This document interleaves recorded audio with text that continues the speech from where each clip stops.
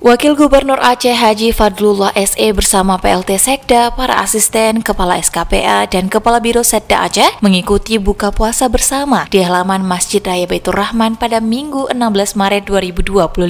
Acara ini dihadiri juga oleh para bupati dan wali kota se-Aceh serta lebih dari 1.000 pegawai pemerintah Aceh. Buka puasa bersama ini menjadi momen penting bagi seluruh pimpinan pemerintahan di Aceh untuk berkumpul, mempererat silaturahmi dan merayakan bulan Ramadan. Berbagai hidangan tradisional dan sajian istimewa disediakan untuk dinikmati bersama saat berbuka. Dalam kesempatan tersebut, pemerintah Aceh juga menyerahkan santunan kepada 100 anak yatim. Wakil Gubernur Fadlullah yang turut didampingi oleh Imam Besar Masjid Raya Baitur Rahman juga melakukan prosesi pemukulan beduk atau peh tambo sebagai tanda waktu berbuka puasa. Fadlullah mengatakan, acara ini selain menjadi ajang kebersamaan, juga sebagai bentuk kepedulian pemerintah Aceh terhadap anak-anak yatim yang menjadi harapan masa depan bangsa. Kita juga berharap agar momen ini bisa mempererat silaturahmi di antara seluruh unsur pemerintahan dan masyarakat. Selanjutnya, Fadlullah bersama PLT Sekda meninjau pameran mushaf dan Quran yang merupakan koleksi Museum Aceh. Pameran tersebut menampilkan beberapa mushaf dan Quran tulisan tangan dari abad ke-18 dan 19 yang menggunakan kertas Eropa dan kini masih terjaga dengan baik. Tidak ketinggalan, mereka juga meninjau payung elektrik Masjid Raya Baitur Rahman yang baru saja direhabilitasi. Payung elektrik ini merupakan bagian dari pengembangan dan peningkatan fasilitas masjid yang memiliki nilai historis dan spiritual yang mendalam bagi masyarakat Aceh.